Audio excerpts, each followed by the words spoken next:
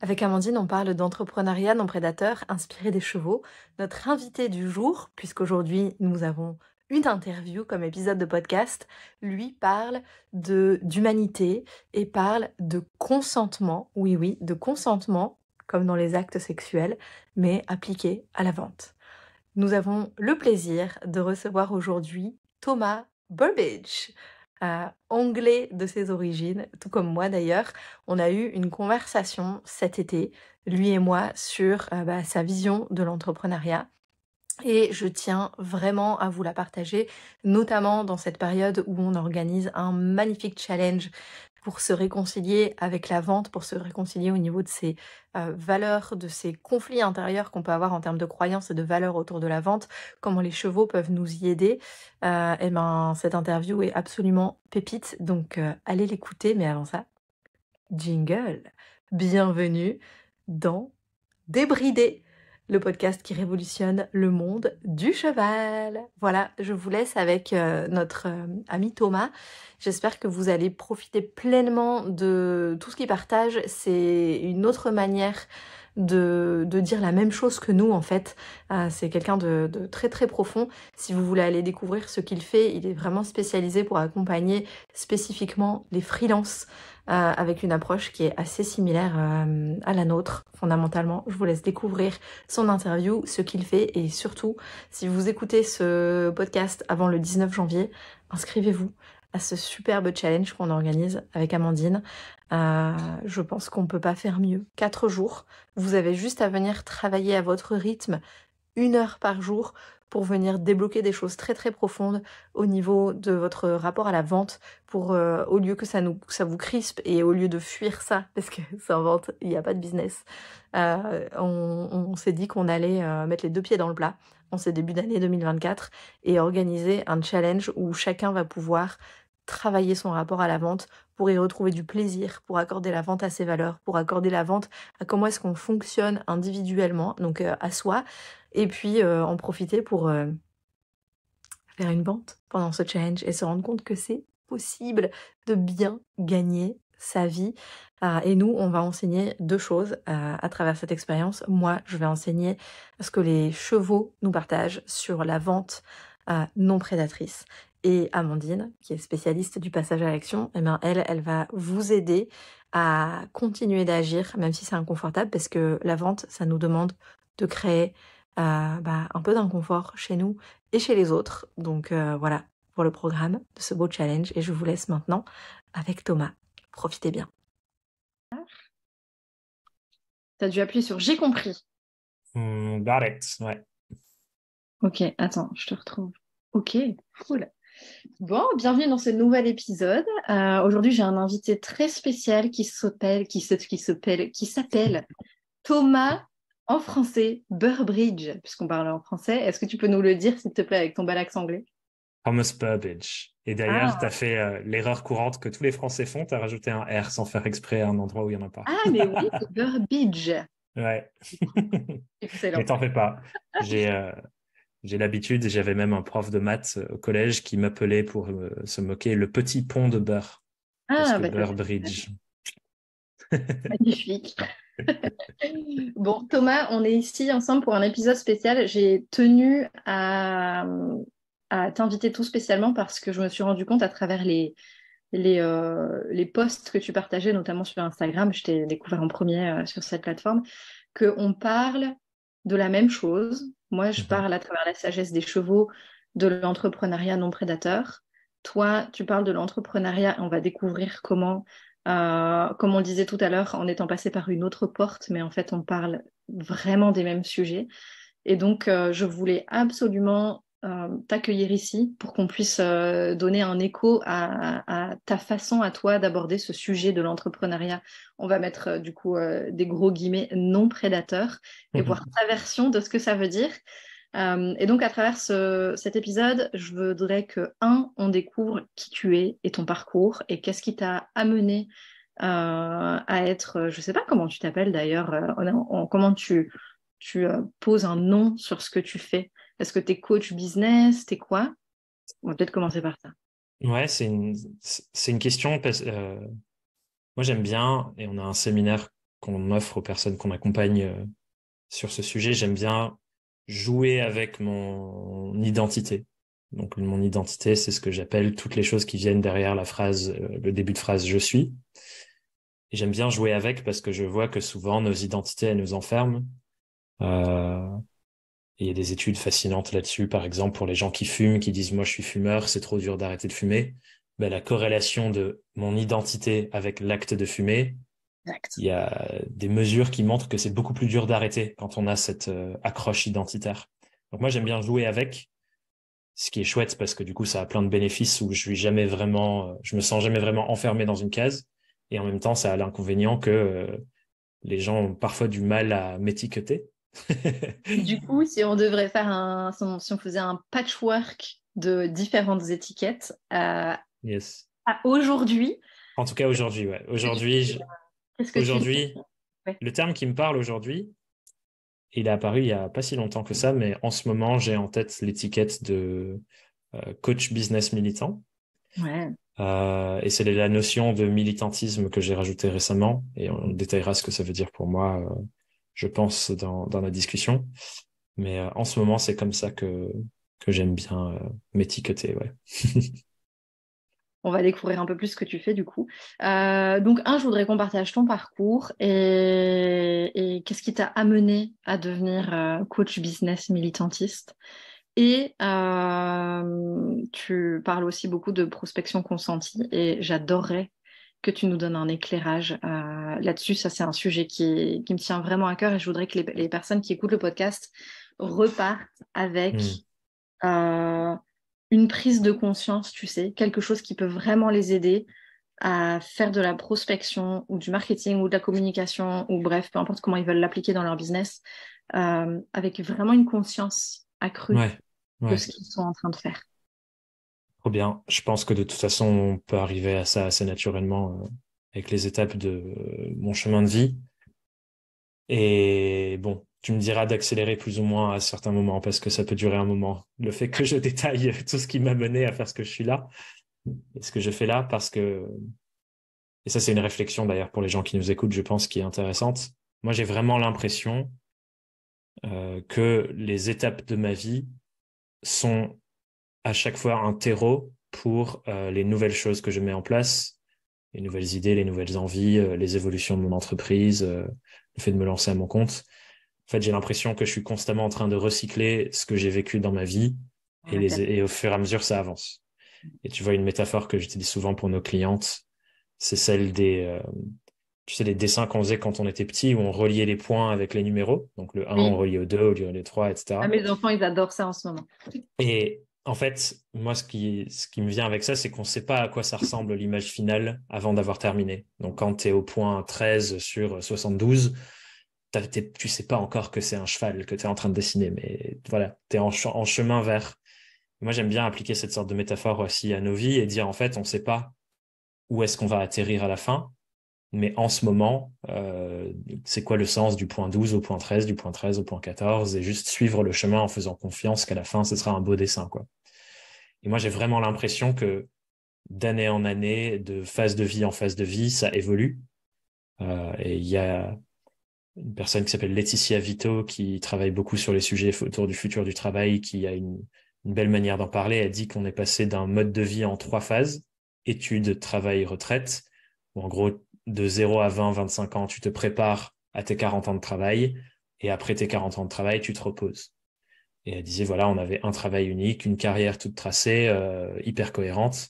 Souvent, on Et avait là une où, prise unique d'ailleurs, hein, il y a encore ouais, la génération de nos grands-parents, c'était vraiment un an. exactement.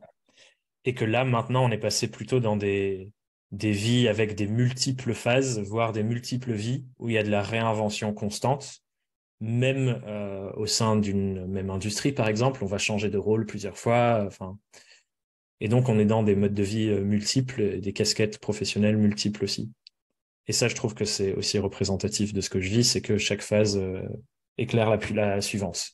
Donc, je vais commencer par la première phase, si ça te va. Vas-y, avec plaisir. Et du coup, on peut peut-être commencer par qu'est-ce qui... Et après, tu reviendras en arrière si tu veux donner du sens, hein. Qu'est-ce qui t'a Bah, qu'est-ce que tu faisais avant d'être entrepreneur? On va commencer par ça. Qu'est-ce que tu faisais Ouais. avant d'être entrepreneur, avant que tu aies vraiment ce déclic de te lancer sur cette voie? Ben, en fait, moi, je suis à mon compte depuis ma dernière année d'études. Ouais. Et du coup, j'avais fait auparavant toutes mes études quasiment en alternance. Donc, quand j'ai terminé mon Master 2 à Paris Dauphine en marketing, j'avais déjà dans les pattes presque 4 ans de boîte euh, en cabinet de conseil et en agence marketing, stratégie de marque, design. Euh, et une année à mon compte en Master 2 parce que je m'étais lancé à côté de mes études pour tester.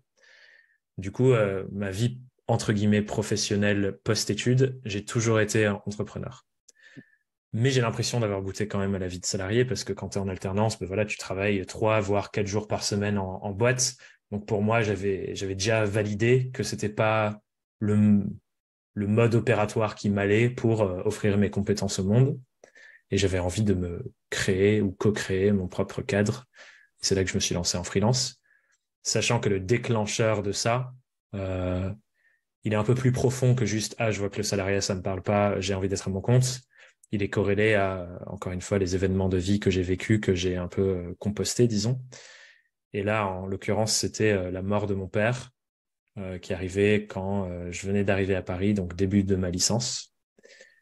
Et j'ai mis, je pense, 2 ans à faire sens de cet événement, 2, 3 ans à faire sens de cet événement, Ah, bah, parce que tu m'étonnes. voilà, la courbe du deuil, etc. Mais c'est ça qui m'a poussé à me dire, OK, je vais entreprendre et ça, c'est ma voie. Parce que dans mon processus de deuil, un des questionnements qui est apparu, c'est que c'était quelque part une opportunité pour me re-rapprocher du chemin de vie de mon père. Puisque j'avais une des questions que j'avais en tête, c'est OK, s'il est parti à ce moment-là précis, pourquoi il part? Est-ce qu'il y a quelque chose que je peux apprendre de ça?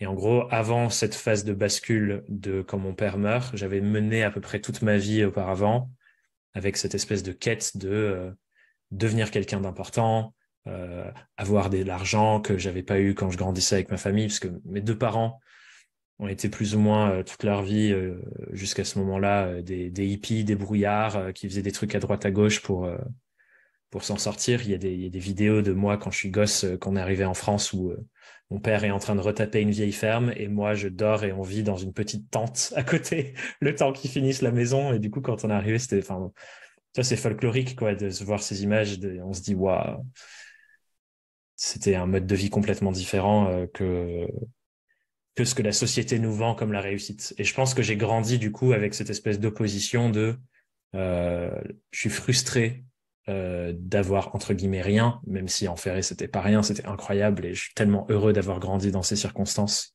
là. Mais du coup j'ai grandi avec la frustration et le manque qui m'a donné une espèce de pulsion, énergie et une énergie très forte pour aller devenir quelqu'un, ce qui me mène à ma première alternance en cabinet de conseil à la Défense, où du coup j'étais, ça y est, costard cravate, mallette en cuir. Je bosse au neuvième, au 9e étage d'un immeuble. J'ai l'impression d'avoir gagné la vie, tu vois. Ouf, Thomas, on a le même chemin. C'est incroyable. Parents anglais, mort de notre père qui nous pousse, et j'ai bossé dans une tour à la Défense. Ouais, bah tu vois, mon père, du coup, il meurt à la fin de ma première semaine en cabinet de conseil. Et je venais d'emménager à Paris, c'était un gros truc. Il venait la semaine d'avant, il venait de venir m'aider à emménager dans une coloc dans laquelle j'emménageais. Et du coup, moi, j'étais un peu en mode, ça y est, j'ai gagné le jeu de la vie. Et à la fin de ma première semaine, je rentre à ma coloc et j'étais en mode trop bien, je vais appeler mes parents, je vais leur raconter, c'était incroyable, trop fier de ce que je fais, nanana, nanana. Et sur le chemin entre le, le travail et chez moi, il y a un moment que j'explique toujours pas trop et j'arrive plus à sentir à quel point c'est véridique ou pas parce que ben voilà, on post-rationalise aussi. Mais j'ai en tête un souvenir de moi dans la rue qui vit une sorte de ébranlement émotionnel où j'ai l'impression que il y a un poids, un gros poids qui me tombe sur les épaules. Je commence à avoir genre les larmes aux yeux, à sangloter. Je fais tomber ma mallette par terre et genre tout ça, ça s'enchaîne en une fraction de seconde. Et juste après, je reçois un appel que j'avais pas vu, du coup, parce que j'étais en train de ramasser des trucs, un appel en absence de l'hôpital de la ville à côté de chez moi, à Périgueux, donc en Dordogne, où mes parents étaient. Et à ce moment-là, ma mère commençait à avoir des problèmes aux yeux. Elle venait d'être diagnostiquée avec un souci aux yeux. Et du coup, moi, dans ma tête, ça part en mode, putain, merde, elle a eu un accident de bagnole, elle est à l'hôpital, ils ont essayé de m'appeler. Enfin, je commence à péter un câble. Et du coup, je rappelle l'hôpital, je leur demande s'ils ont le nom de ma mère sur leur liste et tout. Ils disent non, mais vous inquiétez pas, il y a souvent des erreurs d'appel comme ça qui partent de l'hôpital, de patients et tout. Donc, tranquille, votre mère n'est pas là, tout va bien. Mais Donc, t'avais je pas pensé à ton... m'apaise. De quoi? T'avais pas pensé à ton père du tout, toi, à ce J'avais pas moment-là. du tout pensé à mon père à ce moment-là. Enfin, ça me paraissait inenvisageable, tu vois. Du coup, je rappelle la maison. Il y a personne qui décroche à la maison. Je me dis, bon, ils sont en train de bosser dehors parce que ils bossaient beaucoup. On avait, comme beaucoup d'Anglais en Dordogne, une grande maison qu'ils avaient achetée, retapée, qu'ils louaient pour des touristes. Donc, c'était le moment où ils préparaient, enfin, ils bossaient à fond, quoi. Et plus tard, genre, je pense à 11h30, je reçois cette fois-ci un appel du portable de ma mère qui me dit, je suis à l'hôpital, faut que tu prennes un train demain matin parce que faut qu'on débranche la machine qui tient ton père en vie. Et ça, c'est l'élément déclencheur qui commence la phase de questionnement de, OK, j'ai passé toute mon adolescence à rêver de ce que j'ai maintenant et voilà ce qui se passe. Et du coup, cheminement avec le deuil, c'est ça qui me fait tomber dans le développement personnel, la spiritualité, enfin des questionnements qui dépassent les cadres confins de la vie matérielle. Mm. Et où, à un moment donné, je me pose cette question de comment mon père, lui, a vécu sa vie. Parce que ses parents, à lui, c'était des consultants, docteurs, hyper reconnus dans leur milieu, et il a choisi de pas suivre cette voie. Et je me demande pourquoi, tu vois. Et je suis arrivé à une sorte de prise de conscience que sa philosophie qui a guidé sa vie à lui, c'était les autres vont projeter sur toi leur vision d'une vie bien vécue et de la réussite et du bonheur. Tu as deux choix. Soit tu te plies à cette projection des autres, soit tu prends l'autre chemin qui est de te demander la mienne, c'est quoi? Et allons la découvrir parce que peut-être que tu la connais pas pour l'instant. Et lui avait découvert la sienne, que c'était vivre simplement, travailler de ses mains et retaper cette ferme et créer un lieu de vie trop bien pour sa famille. On est un peu en dehors de ces quêtes de l'épuisement par le travail pour courir après l'argent comme finalité. Il était en avance sur son temps, en fait. Ouais, en fait, j'ai l'impression qu'il y a toujours eu une partie de la population qui a eu ces préoccupations là, tu vois, mais juste qu'elles sont moins médiatisées, moins mises en avant, moins valorisées. Et du coup, en comprenant ça, du coup, tu vois, je suis encore jeune, hein, je suis en master, c'est à ce moment-là que je me lance et je me dis, ok, je sais pas exactement à quoi ça ressemble pour moi, parce que je pense pas que c'est exactement pareil que lui. En revanche, je sais que j'ai besoin d'avoir un peu du pouvoir sur ma vie pour le dessiner quand je l'aurai compris. Et c'est là où je me dis, c'est quoi le truc qui occupe la majorité de nos vies, c'est le travail. Ok, il faut que j'ai du pouvoir sur mon travail, donc pour avoir du pouvoir sur ma vie, comment je fais pour avoir du pouvoir sur mon travail? Ah, bah, il faut pas que je sois salarié en agence, parce qu'à l'époque, j'étais en agence en alternance, et on avait les fameuses charrettes en agence où on bosse jusqu'à 2 heures du mat. Quand t'es junior, t'as un salaire indécent parce qu'il y a une compétition de fou pour ces postes-là. Donc je me dis, ok, c'est pas la voie que Dauphine me prépare à suivre. Il faut que je crée la mienne. Donc, je prends mon statut en tant que freelance. Je suis un bête tutoriel en ligne et c'est parti. Et je commence mes premières missions pour tenter et voir ce qui se passe. Et du coup, tu as fait quoi au départ comme premières activités dans l'entrepreneuriat? Au tout début, j'ai fait ce pourquoi j'ai été formé et les compétences que j'avais, c'était marketing, communication. Et comme la grande majorité des gens qui se lancent, j'ai juste pris ce qu'il y avait, j'ai dit oui à tout. Dès qu'il y avait une opportunité, je la saisissais. Parfois même des choses que je ne savais pas faire. Mais j'étais dans cette dynamique, encore une fois, nouvelle. En fait, j'ai toujours cette espèce de énergie d'investissement que je peux mettre dans mon ouvrage et mon travail. Et là, elle s'était redirigée. Là où avant, elle était dirigée vers faut que je devienne quelqu'un d'important, Ouais. qui a un super beau poste et beaucoup d'argent. Là, elle s'est redirigée vers faut que je construise les fondations de ma liberté. Et donc, je faisais n'importe quoi en vrai. Il y a quelqu'un qui voulait que je leur fasse un site web. Je dis ouais. J'apprends le week-end en bossant toute la nuit sur des tutos pour le lundi commencer la mission. Alors que j'en avais jamais fait de ma vie. Enfin, tu vois, j'ai enchaîné des choses comme ça au début, jusqu'à un moment où Donc, j'ai commencé large, puis j'ai écrémé pour me spécialiser sur ce que je voulais vraiment faire et ce qui me parlait, avec, encore une fois, ces questionnements de développement personnel intégrés à l'entrepreneuriat qui est qu'est-ce qui me fait du plaisir, où est-ce que je suis meilleur que les autres sans effort, enfin voilà, tous ces questionnements-là.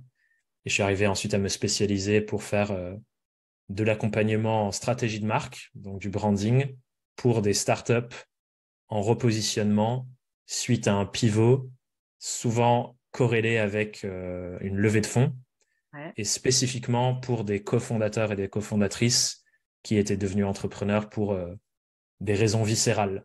Donc pas le monde des startups que j'ai beaucoup connu aussi il y a une opportunité stratégique sur un marché, on prend du capital, on l'investit, dans 3 ans on revend.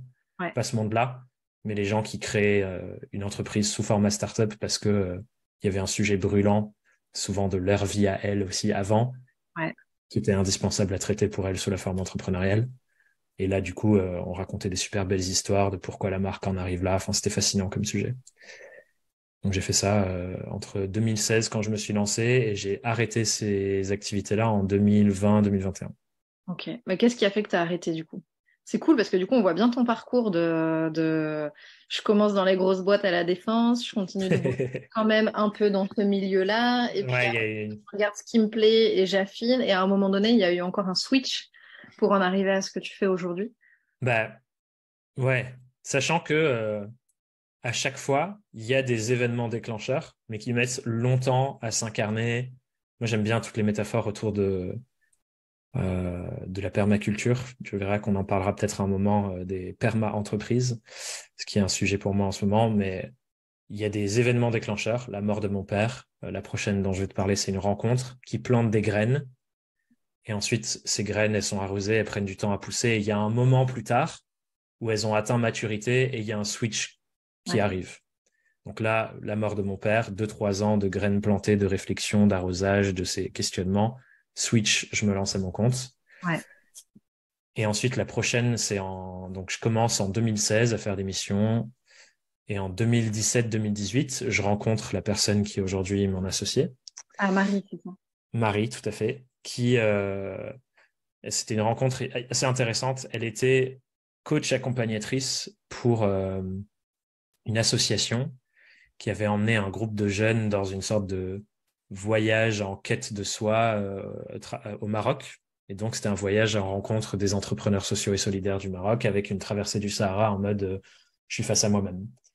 Et pendant ce voyage, ma coloc de l'époque, et qui est aussi notre 3e coloc aujourd'hui, on vit à 3, était partie et participait à ce voyage. Et donc, par son biais, j'ai rencontré Marie, qui était la coach accompagnante de ce voyage-là. Et elle s'est mise ensuite, à la fin du voyage, à animer ses ateliers de coaching dans notre salon à Paris. Et j'ai découvert, du coup, par ce biais, le milieu du coaching, de l'accompagnement. Enfin, voilà, j'avais jamais vraiment mis les pieds là-dedans, même si un de mes clients, c'était l'école de coaching de Paris, mais je faisais la partie réseaux sociaux, communication, marketing. Je m'étais pas intéressé à quoi l'école formait pour de vrai. C'est des petits indices de l'univers comme ça. Exactement. Coucou Thomas, c'est par ici. Et du coup, cette découverte et le fait d'ensuite me faire accompagner par Marie, qui a été ma première coach, ça m'a fait tomber amoureux de ce milieu-là. Enfin bref, j'ai trouvé ça fascinant.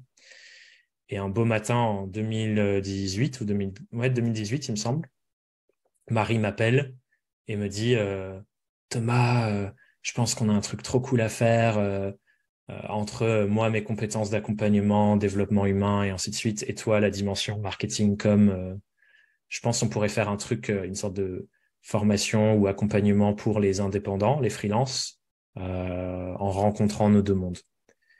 Et à l'époque, ça corrélait avec le fait que j'animais un collectif de freelance à Paris, de jeunes freelances qui sortaient d'études, et j'étais un peu la personne qui les aidait à trouver leur première mission. Enfin voilà, on était un groupe et on bossait ensemble sur des missions. Et j'étais un peu le grand frère qui aidait les gens Je regardais leur devis, je regardais leur présentation, je disais ok, tu peux bouger ça, etc.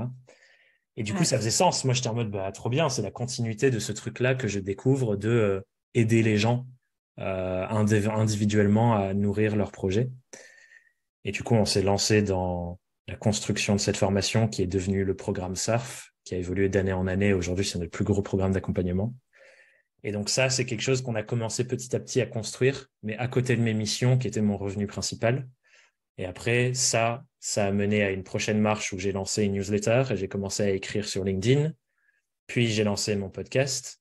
Et on est en 2019, qui est le truc pour lequel la plupart des gens me connaissent, le podcast Young World and Freelance.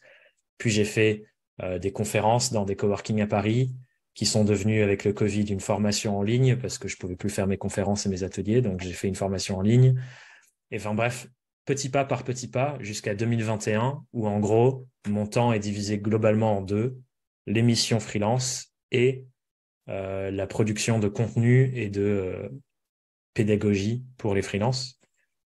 Et ce qui me fait switcher à 100%, c'est qu'à chaque fois que je me mets devant mon ordi, j'ai une sorte de curiosité pour ce que fait mon énergie. Est-ce qu'elle monte et il y a de l'enthousiasme? Est-ce qu'elle descend? Et je voyais que systématiquement, devant l'ordi pour mes missions clients, j'étais en mode putain, fais chier, j'ai la flemme, j'ai pas envie. Je me forçais à m'y mettre parce que la rémunération et les trucs pédagogie, création de contenu, je me mettais à l'ordi et j'étais genre, j'étais on fire, quoi. J'avais trop envie de m'y mettre. Et je me suis dit, OK, il y a un truc qu'il faut faire. Et donc, la mission que j'avais en cours, je me suis dit, ce sera ma dernière, je vais pas en retrouver après. Et je l'ai terminée et j'ai tout balancé ensuite pour mettre tout mon temps sur les expériences pédagogiques et le contenu pour les freelances. Ah, excellent. Toi, tu adorerais travailler avec les chevaux, hein, parce qu'ils nous ramènent toujours dans le corps quand je t'entends pas. Qu'est-ce qui me donne de l'énergie, qu'est-ce qui m'en enlève, tout ça. C'est vraiment fondamental qu'on fait avec les chevaux, c'est revenir à écouter son corps, parce que toutes les réponses sont là. Bah ouais, c'est un gros travail qu'on fait aussi avec nos clientes par d'autres biais du coup, mais je te rejoins à fond. Quand tu dis on parle des mêmes choses par d'autres portes d'entrée, c'est un autre endroit, je pense. Ah ouais, c'est On clair. nous a entraînés à beaucoup être dans le mental. Et il y a d'ailleurs ce message qui est grandement amplifié, j'ai l'impression, dans nos écosystèmes, sur les réseaux, sur LinkedIn, etc., de ce côté très rationnel, presque mathématique, stratégique, pour trouver des solutions, alors qu'en vrai, c'est hyper limité, quoi.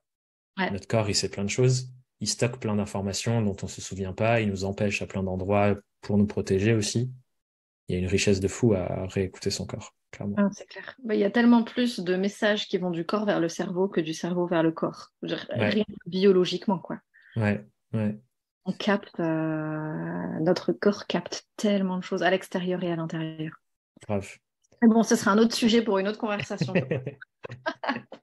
Et donc là, dans mon parcours de vie, on en est à la phase, OK, j'arrête d'être un freelance qui fait de la stratégie de marque et je deviens coach, infopreneur, consultant. Enfin voilà, il y a plein d'étiquettes qu'on pourrait coller à ça, mais je dédie 100% de mon temps à créer du contenu pédagogique et donc ça c'est la partie gratuite de ce qu'on fait et des expériences pédagogiques qui est la partie payante pour accompagner les freelances et les entrepreneurs indépendants, parce qu'on parle au féminin neutre, à avancer dans leurs projets et développer leur boîte.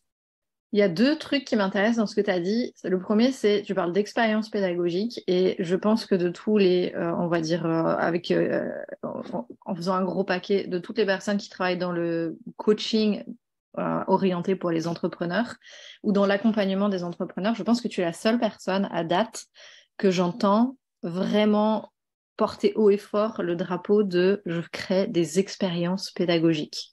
Et là encore, je pense qu'on parle de la même chose différemment. Moi, le diplôme que j'ai d'Equicoach, c'est pas un diplôme d'Equicoach. La nana qui nous a formés, elle nous appelle instructeur. Eponaquest, c'est l'approche. Parce que c'est une approche qui est pédagogique par l'expérience. Donc, pour toi, c'est quoi une expérience pédagogique et pourquoi c'est si important pour toi de parler et de faire vivre des expériences pédagogiques et pas autre chose, quoi. Ben, ça revient un peu sur ce qu'on disait sur le corps avant. C'est que c'est une réflexion autour de qu'est-ce qui nous permet d'intégrer du nouveau savoir et de le réutiliser dans les contextes appropriés. Parce que intégrer du savoir, on se rend compte que la meilleure manière de faire, c'est ce que fait l'éducation nationale, c'est-à-dire tu te plantes, tu as un truc à lire, à apprendre par cœur et à recracher. Sauf que c'est pas du tout le cas. Dès qu'on commence à s'intéresser un peu plus profondément à toute la science derrière l'apprentissage et la pédagogie, il y a tellement plus de dimensions qui sont hyper importantes là-dedans. La grande majorité d'entre elles étant basée sur le fait de faire l'expérience du savoir qu'on est en train d'acquérir. C'est ça qui favorise à la fois la rétention mais aussi la réutilisation. Parce que je pense que tu le vois, je l'ai dans mes propres expériences et les gens qui nous écoutent aussi. Il y a des fois où on a beau savoir de A à Z tout ce qu'il faudrait faire idéalement, c'est pas pour autant qu'on va l'appliquer et qu'on va l'incarner. C'est clair. Et du coup, c'est pour ça que moi, j'adore ce terme et on essaye de vraiment toujours travailler la profondeur avec laquelle on l'incarne d'expérience pédagogique. C'est que on veut aider nos clientes à faire l'expérience du savoir qu'on essaye de transmettre pour ensuite avoir, par exemple, des antécédents auxquels faire appel de je l'ai déjà fait dans ce contexte, je peux le refaire dans celui-là, ce qui favorise le fait de faire appel au savoir. Un exemple, sur la prospection, parce que c'est un sujet que tu voulais qu'on traite. Il y a beaucoup de gens qui se racontent une énorme montagne de ce que c'est la prospection. Ils se disent, il me faut un script, il faut que je puisse avoir plein de messages tous pré-rédigés à envoyer aux bonnes personnes, blablabli, blablablou. Une des choses qu'on fait souvent avec nos clientes, notamment quand j'ai fait la version bêta de notre formation prospection consentie, c'est les foutre dans un Zoom et dire, OK, on va contacter des nouvelles personnes, mais on va lâcher prise sur le résultat qu'on cible. On va juste se donner pour mission pour les 15 prochaines minutes de répandre de l'amour, de la bienveillance et de la célébration auprès de 5 personnes qu'on ne connaît pas. Donc votre seule mission, c'est écrire à des gens avec qui vous n'avez jamais discuté et les remercier pour tout le super taf qu'elles font. Et vous mettez le niveau d'intensité, de amour, bienveillance que vous voulez là-dedans, et on veut juste péter cette barrière-là. Et ça, on répète ce truc-là, et les gens, ils deviennent accros presque après certaines fois à se dire, mais en fait, ok, c'est trop simple. Je m'en suis fait une montagne, mais envoyer des messages à des gens juste pour leur dire, merci pour ton travail, j'admire ce que tu fais, je trouve ça hyper précieux que tu existes dans cet environnement. Donc, je voulais juste prendre 5 minutes de ma journée pour t'écrire ce mot et te dire, continue, je te soutiens, quoi. Mm. Et ça ouvre. Pourquoi c'est pertinent aussi pour la prospection, pour les gens qui sont là, mais c'est pas de la prospection, ça. Pourquoi c'est pertinent pour la prospection? Parce que la base de la prospection, c'est créer des nouvelles relations humaines et créer la confiance dans ces relations. Et une des meilleures manières de faire, à la fois pour faciliter la prise de contact, mais aussi pour créer du lien avec l'autre, c'est de partir des choses qu'on a envie de célébrer et de toutes les choses qui sont belles.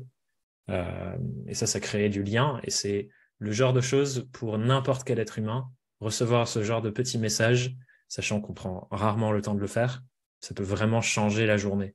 Et ça, c'est un autre truc qu'on essaye d'entraîner les gens à faire pour déclencher cette habitude et ce muscle de juste contacter des gens. Moi, une autre manière de le faire que je leur dis, c'est vous posez, vous dites comment je fais pour que mon mail ou mon message, ce soit la meilleure nouvelle de sa journée ou de sa semaine. C'est mon seul objectif. Et ça aide aussi de se dire comment je suis un cadeau pour l'autre. Ben, ça facilite la prise de contact, qui est souvent le muscle le plus dur à développer pour prospecter. Ouais. Tu fais quel lien avec l'intention? J'adore cette question. Bah, c'est tout l'intention en fait. J'ai fait un post récemment sur Instagram qui dit le marketing sans l'intention, c'est de la manipulation, dans le sens où, comme un couteau, toutes les stratégies marketing sont des outils, et on peut soit, en anglais, il y a le terme weaponize. Je ne sais pas comment on dit ça en français, mais ce que ce terme veut dire, c'est transformer quelque chose en une arme. Ouais. Donc, on peut weaponize le marketing pour des enjeux très individualistes, ou on peut utiliser ces mêmes stratégies et ces mêmes outils pour, entre guillemets, des intentions plus nobles. Ouais. Et donc, je fais la différence dans ce post en question de dire le marketing peut être incroyablement puissant pour un enrichissement personnel. Et je viendrai, si tu veux, après sur les termes de business extractiviste. Okay. Ou on peut l'utiliser dans une intention de, oui, bien sûr, prendre soin de mes besoins premiers parce que je suis un être humain et j'ai besoin de nourrir mes besoins, mais avec l'intention... De quoi, pardon? Et j'ai besoin de nourrir mes besoins. Elle est bonne. Ouais, grave. Bah, sinon, on ne survit pas. Et quand même avec l'intention de me fixer des limites et de redistribuer le surplus de richesse. Et ça, c'est une intention que je peux instruire dans mon marketing, instruire dans ma prospection. Donc, tout part de l'intention, en fait. Et ce qu'on essaye de faire justement avec ce sujet de la prospection consentie, c'est de recalibrer. Alors oui, voilà comment on vous a appris à prospecter. Changeons l'intention pour introduire la notion de consentement, de soin dans les relations humaines à ces outils de prospection. Et souvent, les gens qui ont du mal à prospecter, c'est parce qu'il y a une espèce d'affrontement et de dissonance cognitive éthique qui se joue à cet endroit-là. Et quand on résout cette dissonance cognitive éthique, tout d'un coup, elles se rendent compte, ah mais en fait, je sais faire. Ouais. C'est juste que j'arrivais avec la mauvaise intention qu'on m'avait transmise, qui était une intention simplement d'enrichissement et d'extraction des richesses d'un autre être humain vers moi. Ouais. Ouais. Ce que moi j'appelle du coup l'intention prédatrice. Exactement. Là, on revient sur nos sujets communs, et c'est pour ça que j'aime tant parler entre autres, de marketing non prédateur, de vente, de façon de vendre avec une énergie et une intention non prédatrice qui change complètement le focus qu'on met, l'énergie qu'on met, les mouvements qu'on va avoir, les mouvements qu'on ne va pas avoir. Ouais. Aussi.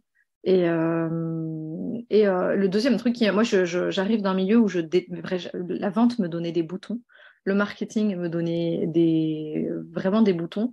Et petit à petit, je me rends compte à quel point revenir dans ce que Joe Dispenza appelle le généreux moment présent m'aide tellement. Il y a l'intention, on va dire, avec laquelle je vais le faire, mais il y a aussi le fait de revenir dans le moment présent et me poser la question de revenir dans mon corps en me disant mais qu'est-ce qui va mettre de la joie, qu'est-ce qui va mettre de l'enthousiasme, qu'est-ce qui va me permettre de ressentir de la gratitude dans ce que je suis en train de faire là, maintenant, tout de suite, sans même être attaché aux résultats futurs que j'ai envie de créer. Et l'association pour moi des deux, de l'intention et de revenir dans vraiment juste l'instant présent, la relation qu'on est en train de créer avec les gens, moi, me lève toutes mes barrières dans la prospection. Bah, tu vois, ce qui est intéressant là-dessus, et je peux faire le lien avec le premier sujet quand tu m'as posé la question des expériences pédagogiques. Ouais. En fait, je suis rentré dans l'intention que je mettais dans les accompagnements qu'on voulait créer par cette porte de me dire, je vois que la majorité de cet écosystème, en tout cas dans les pratiques de l'époque, qui n'ont pas tant changé que ça dans la majorité de l'écosystème, même si on commence à bouger un peu, c'était j'ai du savoir que je vais mettre dans un certain ordre avec des vidéos qui s'enchaînent, et ce sera ça, j'appellerai ça une formation. Oui. Et je voyais les limites de ça auprès de mes clients et mes clientes, mais aussi dans tout le reste de l'écosystème, en fait, c'est pas ça, transmettre et intégrer du savoir. Ça, c'est l'héritage qu'on a eu de l'école de, voilà, je te donne un polycopier, tu as toutes les informations, maintenant, démerde-toi, tu es censé y arriver, avec en plus le poids absolument atroce des milieux du développement personnel et du coaching entrepreneurial, de dire, si tu n'y arrives pas, c'est de ta faute. Ouais. Et de renverser la responsabilité individuelle, alors que malheureusement, c'est bien plus complexe que ça. Donc, je suis rentré déjà là-dedans avec l'intention de me dire, OK, on va aller plus loin et on va concevoir des expériences pédagogiques qui permettent d'aller beaucoup plus loin que ça, même sur des formats en ligne, pour favoriser le fait que ce soit ancré dans des actes concrets. Donc, une vidéo n'est jamais dissociée d'un acte concret à faire pour muscler le muscle, entre guillemets. Et petit à petit, en fait, dans cette exploration, ça mène... Quand tu te focalises, tu vois, sur comment on fait pour aider les êtres humains à intégrer le savoir et l'appliquer, ça te mène de plus en plus dans les nuances de qu'est-ce qui fait que tel être humain a plus de capacité d'application de telle chose que tel autre être humain. Où est-ce que se jouent les différences ? Ouais. Et donc, ça t'apporte dans les nuances de l'expérience de chaque être humain, d'un regard plus global, qui n'est pas individualiste, mais qui est, OK, qu'est-ce qui conditionne nos états, nos freins, nos limites ? Et du coup, c'est ça qui m'a mené petit à petit à dépasser le spectre de l'accompagnement d'un individu, mais avoir une pensée systémique sur ce qui touche les individus. Et un exemple de ça, qui vient beaucoup, encore une fois, de ma coloc et de mon associé Marie, c'est le féminisme et le consentement, qui mène à ce sujet de la prospection consentie.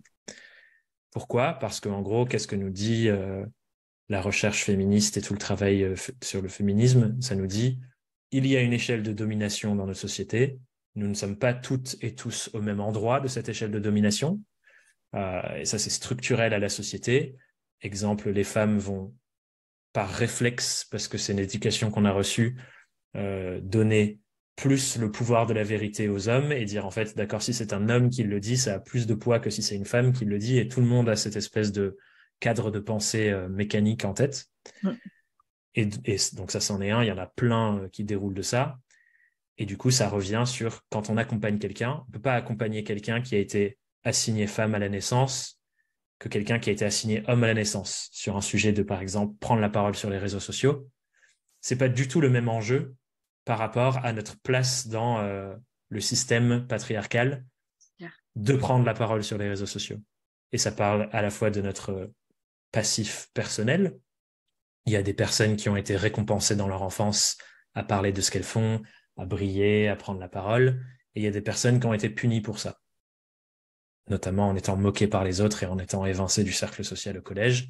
Mais si tu as été puni pendant toute ton éducation au collège et au lycée, à chaque fois que tu prenais la parole parce qu'on disait que tu étais l'intello et tu n'avais plus de potes et tu te faisais virer de ton groupe de potes, évidemment que ça laisse une trace. Et le jour où il faut parler de toi sur LinkedIn, bah, c'est dur à faire. C'est clair. Et ça, on peut le regarder avec un spectre individuel, mais aussi avec un spectre plus global sur le féminisme. Ouais. Et du coup, c'est toutes ces recherches de qu'est-ce qui fait que tel être humain implique plus ou moins le savoir, qui mène à une pensée plus globale, qui m'emmène à l'étiquette militante de me dire, en fait, pour aider les gens à prendre la parole sur LinkedIn, par exemple, ou à dire non à des conditions de contrat avec un client qui ne leur vont pas, consentement, pour faire toutes ces choses qui sont si importantes quand on entreprend, en fait, si on n'éduque pas sur la dimension systémique, eh ben, on n'aide pas vraiment à changer les choses. Et on est simplement en train de dépendre de la volonté qui a ses limites de chaque être humain qu'on va accompagner. Et certaines personnes ne vont pas atteindre leurs objectifs, pas par leur faute, mais par le système et la structure globale de notre société dans lesquelles on a grandi et dans lesquelles on opère encore. Et quand on parle de militantisme, du coup, comment est-ce que toi, tu vois que tu peux vraiment œuvrer à faire bouger les lignes sociétales? Ça commence déjà par la pédagogie pour nous, du coup, parce que c'est notre mission première, c'est d'enseigner. Donc ça passe par le fait que, par exemple, dans un parcours de formation prospection consentie, oui, on va parler de prospection, mais il y a tout un module sur c'est quoi le consentement, comment ça s'applique dans nos vies, comment ça s'applique dans nos entreprises, c'est quoi toute la théorie derrière. Il y a un atelier que mon associé a refait d'ailleurs tout juste ce matin pour t'entraîner à sentir les signaux de ton corps en fonction de si c'est un « fuck yes, j'ai trop envie d'y aller, c'est la meilleure nouvelle de ma journée » ou si c'est un « non, jamais de la vie ». Il y a des signaux dans le corps qu'on n'a jamais appris à écouter. Et donc, elle entraîne à faire ça. Donc déjà, c'est marier les nuances. Un autre exemple, c'est dans nos parcours d'accompagnement longs, comme le programme SURF qui dure 2 ans, il y a toute une dimension sur l'écologie, comment on fait pour orienter nos entreprises dans cette direction-là. Par exemple, quels sont les indicateurs de performance qu'on peut suivre, là où normalement les indicateurs de performance qu'on suit, c'est que des indicateurs financiers. En tout cas, genre chiffre d'affaires, marge, bénéfice. Donc, ajouter des nouveaux indicateurs pour mesurer autre chose.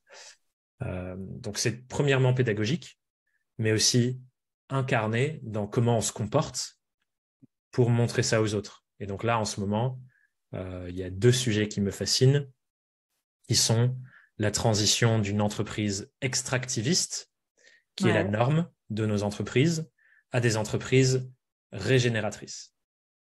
L'image qui vient avec ça, c'est en gros, aujourd'hui, qu'est-ce que font les entreprises? Elles trouvent des puits de ressources, que ce soit des ressources naturelles ou des ressources humaines.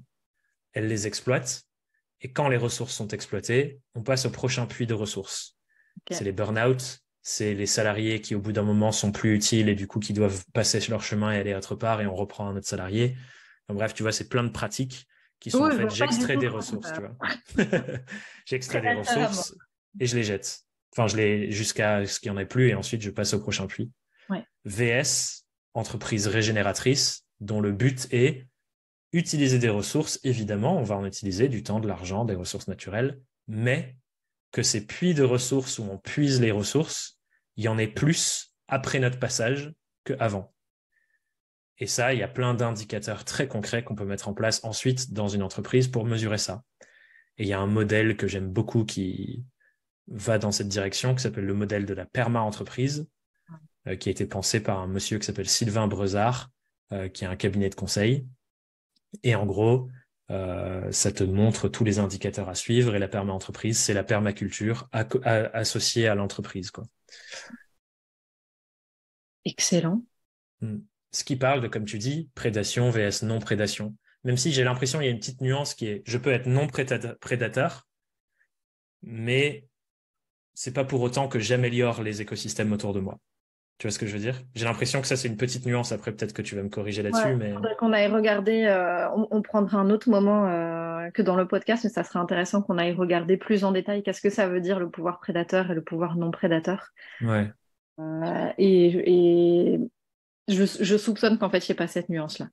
ouais, Euh, Parce qu'on parle aussi beaucoup, avec les chevaux, on va aussi beaucoup parler de pouvoir prédateur et non prédateur, dans ces modèles en tout cas de leadership humain, et de maturité et d'immaturité dans la façon dont on incarne notre pouvoir. Et notamment, il y a différents styles de pouvoir. On peut être très leader et inspirationnel, on peut, tu vois, apprendre à dire non, à faire repousser les limites, ça va être une énergie beaucoup plus dominante.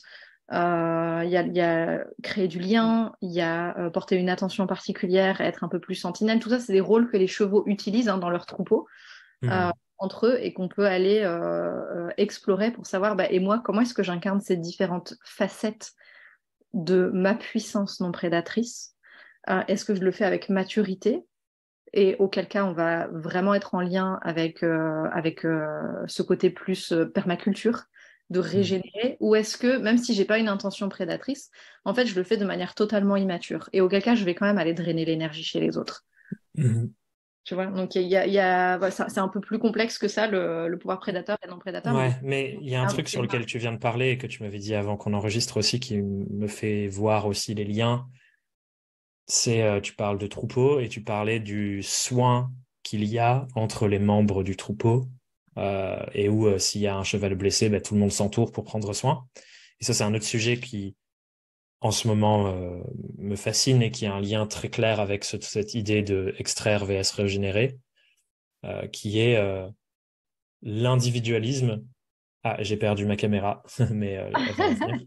L'individualisme dans laquelle on a été éduqué, dans laquelle on a grandi, en fait, le but, c'est s'améliorer soi et devenir une sorte de super-humain qui peut dépasser toutes les problématiques, etc., etc. VS certains modèles qui sont encore vrais dans des tribus ou qui étaient peut-être vrais dans notre passé dans les villages, mais ça, je ne sais pas, où l'écosystème communautaire et collectif est la base de la résilience de l'individu. C'est-à-dire que quand tu as un problème, tu sais que le village entier ou la tribu entière va s'entourer comme ce que tu as expliqué dans les troupeaux de chevaux. Alors qu'aujourd'hui, c'est pas ce à quoi on a appris. Aujourd'hui, on nous apprend à euh, créer ta propre sécurité pour jamais dépendre des autres, ni même de l'État, blablabla, blablabla. Et en fait, ça a plein de limites, cette pensée-là. Et je trouve qu'un des autres enjeux de nos entreprises, c'est comment je fais pour recréer de la résilience des écosystèmes humains internes à la boîte, les régénérer, les ressources qu'on utilise, mais aussi externes à la boîte. Exactement. Et je pense que ça, c'est un point de rencontre entre les deux modèles aussi, parce que dès que tu prends soin de l'écosystème humain qui t'entoure, comme les chevaux dans leur troupeau, naturellement, il y a de la régénération qui se passe à d'autres endroits aussi. Exactement. Et exactement. Et ce qui est intéressant aussi quand on compare avec comment les chevaux vivent ou les zèbres vivent, tout ça, ils vivent dans des environnements, bah, les chevaux un peu moins maintenant, parce qu'ils sont plus domestiqués et moins sauvages, mais ils vivent dans des environnements où ils sont entourés de prédateurs. Ça les empêche pas de vivre et de pas survivre, tu vois, de vivre, d'être épanoui, d'avoir une vraie belle qualité de vie, même entouré de prédateurs. Et ça, je trouve que c'est pour moi un des plus sages enseignements des chevaux. On n'est pas obligé d'attendre que notre environnement change complètement et d'attendre qu'à un moment donné, ça devienne le paradis sur Terre et que tout le monde se comporte comme des licornes et des bisounours. On peut être épanoui maintenant en créant nos propres écosystèmes et même en créant nos propres écosystèmes d'entrepreneurs avec qui on partage les mêmes valeurs, avec qui on va créer, co-créer, tout en vivant aussi dans un environnement où il y a des prédateurs. Complètement. Et je pense que ça apporte une autre nuance que j'ai identifiée pour moi et pour notre entreprise dans le terme militant récemment. C'est que globalement, ce que je pense, c'est que pour faire advenir les changements qu'on veut voir dans un groupe plus large, donc là, on va parler peut-être de la France ou notre civilisation même, la première brique, c'est qu'il faut un nombre critique, un seuil critique de personnes qui incarnent la nouvelle manière de faire. Et il y a plein de livres sur le militantisme qui sont hyper intéressants, qui disent en gros, un mouvement a seulement besoin de rassembler genre 3,5 ou 4% de la population pour que ça fasse un effet de bascule, parce que du coup, ça rayonne à plein d'endroits. Il y a une terminologie que je trouve hyper intéressante qui s'appelle notre ombre climatique aussi, qui est que de dire, c'est pas parce que mon bilan carbone est tel que c'est ça la limite de mon impact, parce qu'en fait, toutes les personnes qui me voient vivre différemment, et par exemple, dans mon cas, ne plus prendre l'avion, mais je sais qu'à chaque fois que j'en parle, ça crée des réflexions chez les autres qui vont peut-être réduire à eux aussi leur bilan carbone. Donc, on a des ombres plus ou moins grandes. Donc ça, c'est pour illustrer le fait que déjà juste incarner les choses, malgré l'entourage qui ne le fait pas, c'est déjà un premier pas. Mais je pense qu'il y a aussi une utilité globalement dans les luttes, et mais aussi dans les volontés de changement, d'avoir des mouvements, des personnes qui vont, entre guillemets, s'attaquer aux structures en place qui soit ralentissent, soit ne favorisent pas les évolutions. Ouais. Et ça, c'est quelque chose sur lequel moi, je me sens inspiré de vrai avec ma boîte. Tout le monde n'a pas besoin de faire ça, mais il en faut, à mon sens, pour faire advenir certains changements. Et donc, c'est ça aussi que je mets derrière cette casquette militante, c'est que j'ai presque envie de devenir le lobby d'une autre manière de voir l'entrepreneuriat et de faire bouger l'écosystème de l'accompagnement dans cette direction. Ouais. Donc, cette direction, ça veut dire sortir des modèles extractivistes, aller vers des modèles de régénération, aller vers des modèles de soutien communautaire vs individualisme. Et ça veut dire beaucoup de changements très concrets et terre à terre. Tu vois, récemment, un truc sur lequel j'ai pris la parole, c'est qu'on voit beaucoup dans l'écosystème de l'accompagnement business des témoignages basés uniquement sur l'argent. Telle personne, après avoir suivi notre accompagnement, elle a fait 10 000 balles, 25 000 balles en 6 mois, 3 semaines, j'en sais rien, tout ça. Mais ça crée un truc de, si les seuls témoignages qu'on montre sont les témoignages de réussite financière, ça veut dire que la seule issue positive qu'on envisage, c'est une amélioration financière. Et du coup, ça crée chez les personnes qui vont s'inscrire, ou même qui ne s'inscrivent pas, mais qui voient ça passer, une sorte de truc passif en eux de « mon seul objectif, c'est ça, sinon, j'ai pas droit à être célébré ». Et donc, quelque chose que nous, on essaye de changer de plus en plus, c'est donner la voix même à nos clientes, où j'ai un exemple d'une cliente qui a suivi notre accompagnement en 2 ans, qui s'est rendu compte au bout d'1 an et quelques qu'elle était à son compte pour des raisons du passé qui n'avaient plus de sens dans le présent. Ouais. Et qu'en fait, aujourd'hui, dans le présent, c'était plus ça tant qu'il l'animait. Et elle avait construit toute son entreprise autour d'accompagner des gens qui sont des artisans, qui œuvrent, qui font des choses de leurs mains. Et elle faisait leur identité visuelle, leur com, tout ça. Et elle s'est rendue compte, mais en fait, la raison pour laquelle je veux bosser pour ces gens-là, c'est que je veux être ces gens-là. Je veux faire des trucs de mes mains. Et du coup, elle a fermé sa boîte et elle a suivi une alternance pour devenir menuisière. Ouais. Et pour moi, ça veut dire notre accompagnement, on a gagné. Ouais. Parce que cette prise de conscience, elle a une putain de valeur pour sa vie. C'est clair.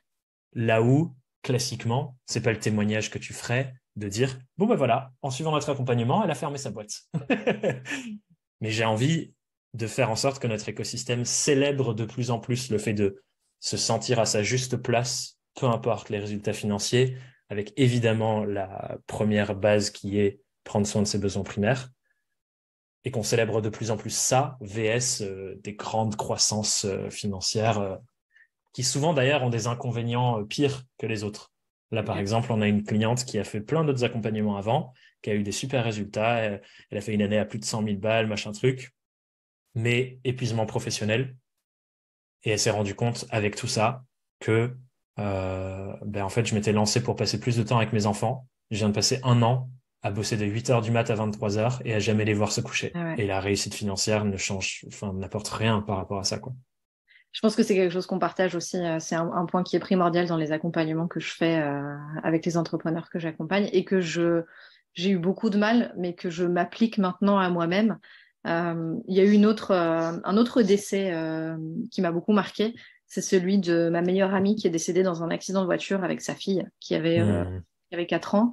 Son petit garçon lui est resté vivant. Et son petit garçon s'appelle Noah, mon fils s'appelle Noé, ils sont nés à quelques jours d'intervalle. Enfin, bref, je te laisse passer toutes les résonances émotionnelles qu'il peut y avoir avec cet ami. Et ça m'a mis une grosse claque dans la tête d'écologie personnelle et de comment est-ce que j'avais envie d'investir ma maternité. Ouais. Et aujourd'hui, je fais pas 300, 400 000 euros, 1 million de chiffre d'affaires, tu vois, je fais tranquille mon petit 100, 150. Là, je vais pouvoir passer à la vitesse un peu supérieure, mais je suis hyper contente avec ça parce que je peux prendre le temps de vivre le moment présent avec mes enfants. Je peux prendre le temps de m'octroyer ça et mon entreprise va peut-être prendre chez toi, moi, 5 ans, 6 ans, 10 ans de plus que ce que ça aurait pu prendre pour arriver à l'objectif que je veux, mais j'ai vécu. J'ai vécu ce que je voulais vivre avec mes enfants, mes chevaux, mon conjoint. Après, il y a plein d'autres choses sur lesquelles j'ai encore du mal à trouver de l'équilibre, évidemment. Mais pour moi, mes enfants, ne pas passer du temps avec mes enfants, c'est hors de question. Ils sont ma plus grande motivation à l'écologie personnelle, peu importe les résultats. Et je célèbre vraiment ça, quoi. Ouais. En tout cas, tout ça pour dire que pourquoi je dis coach business militant, c'est que je veux militer pour que ces manières-là de voir l'aventure entrepreneuriale deviennent de plus en plus la norme auprès de toutes les autres entreprises qui font un peu ce qu'on fait. Ouais. Tous les autres coachs, tous les autres accompagnants, tous les bootcamps, les formations, blabla, j'en sais rien. Et ça, je pense que c'est un rôle que je peux jouer parce que j'appartiens au groupe social. Ce sont des amis, ce sont des personnes que j'estime profondément, qui ont des parcours de vie différents du mien, avec leurs propres valeurs, etc. Et c'est génial. Mais ce que moi, j'ai vécu me donne quelque part cette piste d'incarnation-là, quoi. Ouais. Merci Thomas. Est-ce qu'il y a autre chose dont tu voulais absolument parler là dans cet épisode? Bah, je me demande si toi, tu es satisfaite de ce que j'ai dit pour l'instant sur la prospection consentie, comme c'était un sujet. Moi, je suis hyper contente de partager ce podcast. Si on veut en refaire un deuxième où on va vraiment approfondir ce thème-là, ça pourrait être intéressant. Mais j'ai une autre proposition peut-être pour toi après, donc tu m'en diras plus hors podcast sur cette thématique en particulier. En tout cas, si toi, tu es satisfaite, je suis satisfait. Cool. Il me reste une question à te poser, 2 questions à te poser, Thomas. La première, c'est où est-ce qu'on te retrouve? Alors, ça dépend de quand sortira l'épisode. S'il sort avant le 1er septembre 2023, surtout pas sur les réseaux sociaux parce que j'ai décidé de faire une coupure de 1 mois et demi et de les supprimer. Et je pense qu'on devrait tout avoir ce petit rituel annuel parce que clairement, ça me fait déjà énormément de bien alors que ça fait que 2 jours. Donc pour l'instant, la meilleure manière de me retrouver, c'est ma newsletter qui, elle, continue toutes les semaines. Un regard approfondi et des conseils pour entreprendre. Où est-ce qu'on s'abonne à ta newsletter, Thomas? thomasburbidge.com/newsletter. Et pas Burbridge. Et sinon, pas Burbridge, ouais, tout à fait. Je te repasserai le lien si tu veux pour être sûr d'avoir le bon truc. Et sinon, un autre endroit pour créer du lien avec ce que je partage, c'est mon podcast Young, Wild and Freelance, thomasburbidge.com/podcast ou alors toutes les plateformes imaginables. Et là, il y a plus de 100 heures de discussions comme celle-ci avec que des gens qui sont indépendants ou indépendantes sur toutes les dimensions de l'entrepreneuriat. Avec ces 3 spectres qu'on a un peu couverts là, qui sont nos spectres pédagogiques, il y a la théorie business, le développement humain, donc qui parle de l'individu que vous êtes, et la pensée systémique plus globale, qui est, OK, on dézoome et on prend conscience de la place de chacun de nous en tant qu'individu dans un spectre plus global et une tapisserie plus globale, interdépendante. Du coup, il y a ces 3 regards sur le fait de vivre une aventure entrepreneuriale.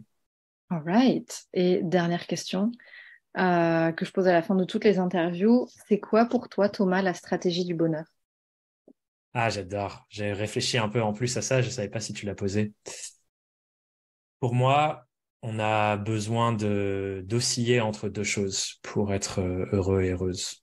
On a besoin du moment présent dont tu as parlé, c'est-à-dire cultiver une pratique qui nous ramène dans la gratitude de ce qui existe. Et je pense qu'on a tous et toutes déjà goûté à ça, ces petits moments où on est, tu vois, genre on a un goût en bouche de « Oh putain, c'est cool ma vie là ». Il faut qu'on pratique régulièrement le fait de revenir à ça. Mais moi, ce que j'aime bien me dire, c'est que je pense qu'on a aussi besoin de ce que nous, dans notre pédagogie, et c'est le nom de l'entreprise, on a besoin d'un horizon kaléidoscopique qui nous donne envie. Et donc la boîte s'appelle Kaleidoscope Horizons Inc. Inc, ça veut dire incarné. L'idée de ça, c'est une projection future de nos aspirations, nos idéaux, nos rêves, nos projets, qui nous fait nous dire « j'ai trop envie de mettre mes ressources au service de ce futur-là ». Et je pense qu'on a besoin d'osciller entre les deux, d'avoir à la fois cet ancrage de le moment présent est déjà parfait, et en même temps, sachant que de toute façon, je suis là, j'ai encore une poignée d'années à vivre, je l'espère plus ou moins longue, bah autant m'amuser à construire des choses qui me donnent envie, quoi. Et ça, c'est une quête que je vous invite à avoir, c'est quoi mon horizon kaléidoscopique? Kaléidoscopique parce que unique pour chaque être humain, différent pour tous et toutes. Comment je fais pour aller construire ça, tout en ayant le détachement de me dire le présent est déjà plutôt bien. Cool, merci Thomas.